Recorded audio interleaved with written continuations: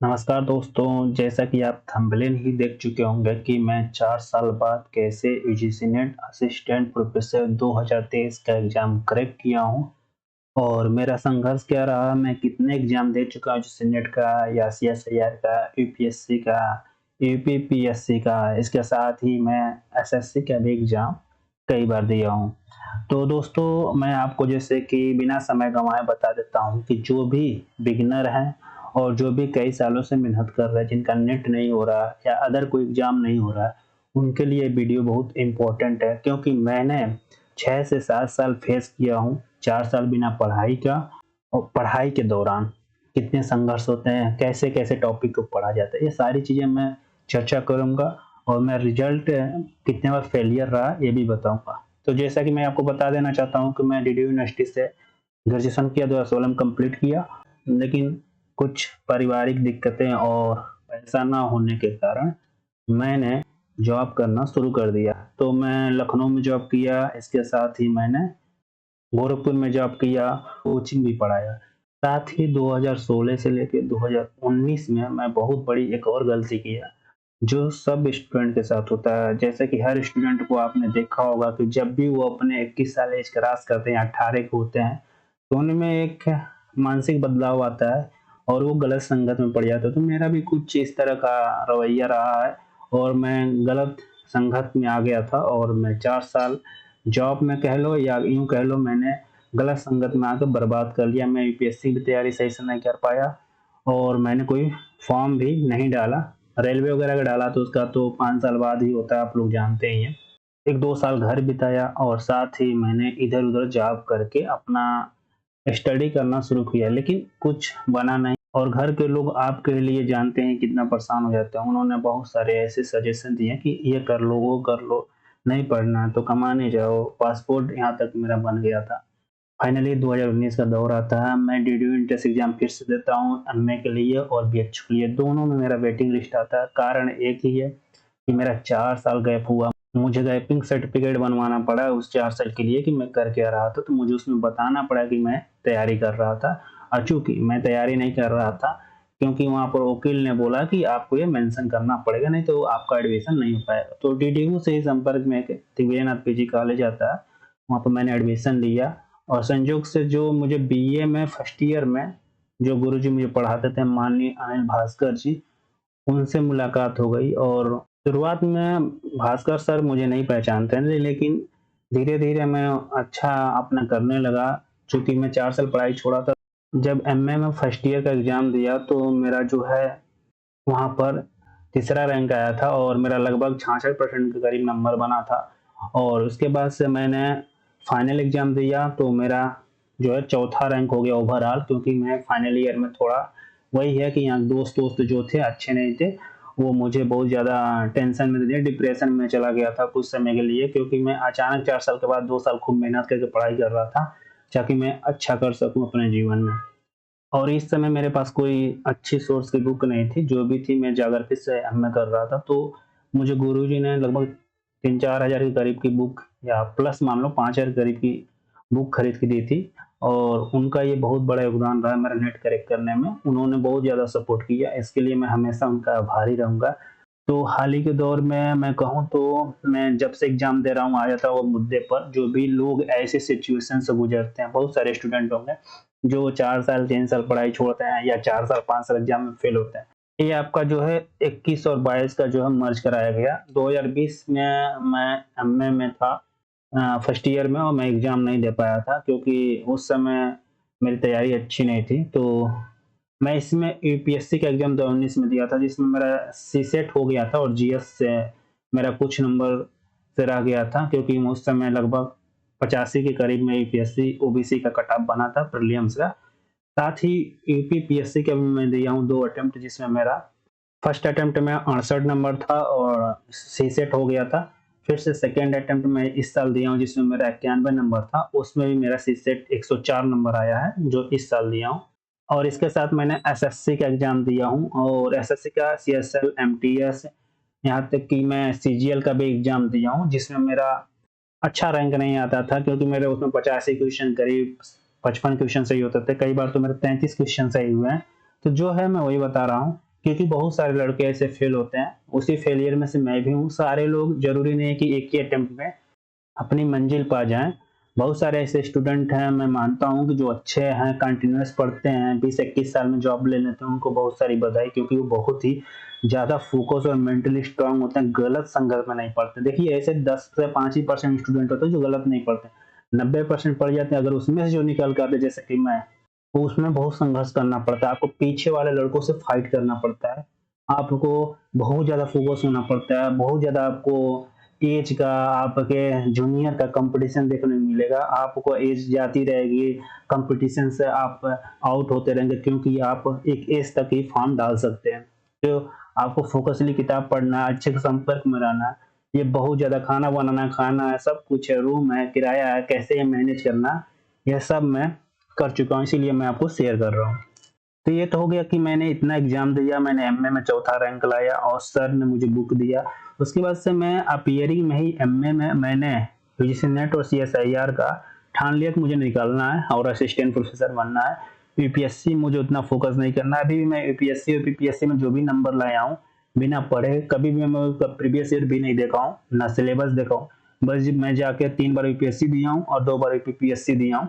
मैं जो भी नंबर पाया हूँ, अपन जो ओल्ड पढ़ाई किया हूँ, मैं 2016 के पहले बहुत अच्छा पढ़ता था, उसके आधार पर मुझे जो भी क्वेश्चन आते हैं, और वर्तमान जानते हैं आपको तो 10-12 क्वेश्चन तो ऐसे हैं जो आपको तुक्के भी लग जाते हैं, सही हो जाते हैं। किसी भी पेपर में किसी को 100% नहीं आता, बहुत लोगों को तुक्का भी सही होता है, ठीक है, चाहे यूपीएससी हो चाहे पीपीएससी हो। अब आते हैं मैं अपने यूजीसी नेट के प्रिपरेशन पर, रिजल्ट पर। देखिए मैंने ये 2021-22 का मर्ज दिया था जून में, और इसमें मेरा देख लीजिए, मैं आपको दिखाता हूँ। यहाँ पर देखिए 100 का आपका मैक्सिमम, आप जानते हैं 300 का पूर्णांक होता है, जिसमें मैंने फर्स्ट पेपर में 38 नंबर और सेकंड पेपर में 102 नंबर, टोटल 140 नंबर पाया था। और कुछ खास स्कोर नहीं है, लगभग आपका 70 क्वेश्चन सही हुआ था, और अप्रोक्स मेरा जो अटेम्प्ट हुआ है 70-75 यही जाता है। आप पिछले जो मेरा मार्च हुआ उसका भी मैं रिजल्ट दिखाऊंगा, जिसमें मेरा 66 क्वेश्चन सही हुआ था। तो ज्योग्राफी मेरा हमेशा 50। देखिए यहाँ पर मैंने एक दिखाया, सेकंड दिखा रहा हूं मैं आपको, ये है 2022 का दिसंबर का ही, और इसमें मेरा देखिए फर्स्ट पेपर एकदम खराब गया था। ये 2022 दिसंबर का जो मार्च में रिजल्ट आया था उसका मैं दिखा रहा हूँ। इसमें देखिए ज्योग्राफी फिर से मेरा अच्छा गया है, और मेरा फिर से यहाँ फर्स्ट पेपर में 14 ही क्वेश्चन सही हुआ था, टोटल 66 क्वेश्चन हुए थे, और 52 क्वेश्चन ज्योग्राफी में हुआ था, जिसमें 83 परसेंटाइल, या परसेंटाइल का रिजल्ट है। उसके बाद से मैंने 2020-21 का मर्ज दिया था। देखिए आगे पीछे रिजल्ट हो गया, तो इसमें मैंने देख लीजिए एक बार, यहाँ पर भी मर्ज था, तो देखिए परसेंटाइल में रिजल्ट आया है। और इसमें मेरा फर्स्ट पेपर में लगभग 19 क्वेश्चन सही हुआ था, और सेकेंड पेपर में मेरा जो हुआ था 51 क्वेश्चन के करीब था। इसके बाद से मैंने सीएसआईआर का 2 अटेम्प्ट किया हूँ, जिसमें मेरा देखिए ये रिजल्ट आया था। इसमें लगभग 200 का पूर्णांक होता है, और आपको 75 ही क्वेश्चन करने होते हैं 150 में से। तो मैं बिना पढ़े इसको जाता हूँ, सीएसआईआर जानते हैं आप, साइंस सब्जेक्ट है ज्योग्राफी, तो मैं दे सकता हूँ। तो मैं इसे बिना पढ़े गया था, और इसमें मैंने 58.9.80 नंबर पाया था, जो कि अच्छा स्कोर है। तो अगर मेरा 80 प्लस नंबर मिल गया होता तो मेरा यहाँ पर नेट हो जाता 95 प्लस पर जेआरएफ हो जाता है, क्योंकि इसमें ओबीसी का जो है 45 प्लस 50 प्लस अब जाते हैं, तो आपका यहाँ पर जेआरएफ हो जाएगा सीएसआईआर में।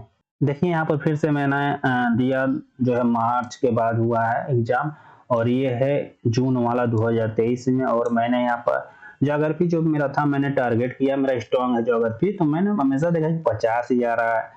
तो यहाँ पर देखिए 21 क्वेश्चन इस साल सही हुआ था यहाँ पर आपका, और यहाँ पर 21 क्वेश्चन, तो 42 नंबर हो गया। और यहाँ पर मेरा सही हुआ था, देख लीजिए लगभग 65 क्वेश्चन सही था, और मुझे 130 नंबर मिले हैं। टोटल देखिए यहाँ पर मैंने 172 नंबर पाया, और क्वालिफाई फॉर असिस्टेंट प्रोफेसर मैंने क्लियर किया। इसमें भी बहुत सारे स्टूडेंट, मैंने एक वीडियो डाला था, बोल रहे थे कि कहाँ पर आपका हुआ है। तो देख लीजिए, आपको यहाँ पर साफ साफ दिख रहा होगा कि मेरा यहाँ पर ये आपको qualify for assistant professor only मेरा निकल चुका। और मुझे कोचिंग पढ़वाना मेरे भाई ने छुड़वा दिया। ये बहुत बड़ा सपोर्ट है मेरे भाई का, कि उनको मैं जितना भी सम्मान देना चाहूँ, शब्द कहना चाहूँ, बहुत ही कम है, क्योंकि 5,000 किसी भाई को देना बहुत ही बड़ी बात होती है, कोचिंग छुड़वा देना। गुरुओं का सपोर्ट, भाइयों का सपोर्ट, परिवार का सपोर्ट और उनके साथ कंधे से कंधे मिलाकर चलना, उनकी बात मानना बहुत ज़रूरी है आपके लिए। कितना भी बार फेल हुआ, देखिए मैं इतना रिजल्ट दिखाया हूँ। मैं पूरा तो रिजल्ट नहीं लेकर आ पाया हूँ, लेकिन इतना मैं मोटिवेट आपको करना चाहता हूँ कि अगर आप 2 साल, 3 साल फेल हो रहे हो, तो उसमें कमियाँ खोजो कि कहाँ पर है। एनालाइज़ करो पेपर को, फर्स्ट पेपर, सेकंड पेपर, किसी भी एग्जाम को दे रहे हो, किसी भी सब्जेक्ट से हो, चाहे जीसी नेट है, चाहे सीएसआई है, यूपीएससी, जो भी एग्जाम में आप लगे हुए हो, मेहनत जोर शोर से करो, सिलेबस अकॉर्डिंग पढ़ाई करो, कुछ ही लिमिटेड बुक पर फोकस करो। कोई जरूरी नहीं है कि 10 बुकें खरीदना। 4 घंटा पढ़ो, मन से पढ़ो। देखो मैं पढ़ता हूँ 2 घंटा, 4 घंटा, इतना बहुत है, और बाकी मैं सो लेना बहुत जरूरी है। देखो मेरे साथ के कुछ स्टूडेंट हैं जिनको मैंने पढ़ाया, उनका फर्स्ट अटेम्प्ट में अपीयरिंग एमए में ही ज्योग्राफी से ही उनका नेट हुआ है, सेकंड अटेम्प्ट भी नेट हुआ है। ऐसे बहुत सारे मेरे पास रिजल्ट है, मैं खुद पढ़ाया हूँ और मेरा खुद नहीं हो रहा था। सोचने वाली बात है कि मैं अच्छा पढ़ा रहा था, उन लोगों का रिजल्ट हो रहा था, मेरा नहीं हो रहा, क्योंकि मैं कंफ्यूज हो जाता हूँ। दो तो हटा देता हूँ मैं ऑप्शन, क्योंकि ये नहीं सही है, लेकिन दो जो हैं उसमें कंफ्यूज हो जाता हूँ, क्योंकि ये है सही है कि ये सही है। घर वाले भी बोल रहे थे कि तुम्हारा होगा नहीं, तुम काम करो, तुम 2016 के बाद से जो पढ़ना छोड़े, तुम्हारा कुछ होने वाला नहीं है। आपको पता होगा दोबारा जब आप पढ़ने आते हैं तो घर को विश्वास दिलाना, और घर से कुछ रुपया ही मिलता है। मैं 3 साल 2019 से 2022 तक मुझे घर से 2000-3000 रुपया ही मिलता था, जो कि मेरा रूम जो उस समय भी था 3500 का था, और मुझे 2 या 3 लड़कों को कोचिंग पढ़ाना पड़ता था मजबूरी में, क्योंकि आपको पता हो 3500 में रूम में 2-3 हजार रुपया मिल रहा है, तो आपको खाना खाना है, नहाना धोना है, ये सारी चीज करना है, तो राशन सब्जी वब्जी सब किनना है, तो आपको कोचिंग पढ़ाना ही पड़ेगा, कोई आपके पास ऑप्शन नहीं है। क्योंकि आप कभी भी रहिए इस क्षेत्र में पढ़ाई के, तो आप जॉब मत कीजिए किसी भी रिटेल सेक्टर में या अन्य ऐसे जहाँ 8 घंटा करना पड़े। बाकी बहुत सारे स्टूडेंट पूछेंगे कि सर कौन सी बुक लें या क्या पढ़ें क्या ना पढ़ें। देखो जब आप प्रीवियस ईयर सॉल्व करोगे ना, सब आपको मिल जाएगा। कोई जरूरी नहीं है ऑनलाइन जाने का या पैसा पे करने का। कोई भी एग्जाम अगर प्रीवियस ईयर क्वेश्चन पेपर और सिलेबस लेके पढ़ रहे हो, तो मेरा मानना निकल जाएगा आपका एग्जाम, अगर सही से पढ़ रहे हो तो। अगर आप कितना भी बुक ले लो, सही से नहीं पढ़ोगे, प्रिपरेशन सही नहीं करोगे, आप अच्छे से क्वेश्चन पेपर सॉल्व नहीं करोगे जो प्रीवियस ईयर है, तो आपका एग्जाम नहीं होने वाला है। लिख के ले लो, किसी भी आप यूट्यूबर को पढ़ लो, कितना भी पैसा पे कर दो, आप एग्जाम का रिजल्ट अच्छा नहीं कर सकते हो। जो मैं बोल रहा हूँ ऐसा आप करोगे तो आपका हो जाएगा। क्योंकि मैं जिस स्टूडेंट को पढ़ाया हूँ कभी किताब नहीं पढ़ा, वो बस प्रीवियस ईयर सॉल्व किया और सिलेबस देखा। तो आप लोग ऐसे पढ़ाई कीजिए, ग्रुप डिस्कशन ज्यादा हो, आप कोचिंग अफोर्ड नहीं कर पाते हो, तो आप अपने आप पर मेहनत करो, कोचिंग कुछ नहीं है। तो आपको ये वीडियो अच्छी लगी हो, अगर आप चाहते हो, जैसे नेट फर्स्ट पेपर मैं पढ़ाऊँ फ्री में, मैं पढ़ाऊंगा ही, मैं लाइफ टाइम मैं प्रॉमिस कर चुका हूँ कि मैं अपने आप से, कि मैं जो भी स्टूडेंट गरीब हो चाहे अमीर हो, जो भी हो, मैं सबको फ्री में बताऊंगा। और ज्योग्राफी मैं पर्सनली फ्री में पढ़ाऊंगा ही पढ़ाऊंगा, क्योंकि मेरा एक कोर है और मैं इसमें अच्छी तरह से पढ़ाई करता हूँ। आपका भी भला हो जाएगा, मेरा भी होगा, क्योंकि मैं पढ़ूंगा पढ़ाऊंगा तो मेरा भी फायदा, आपका भी फायदा। फिलहाल इसकी कोई फीस नहीं होगी, आप अगर कहोगे तो मैं पढ़ा दूंगा।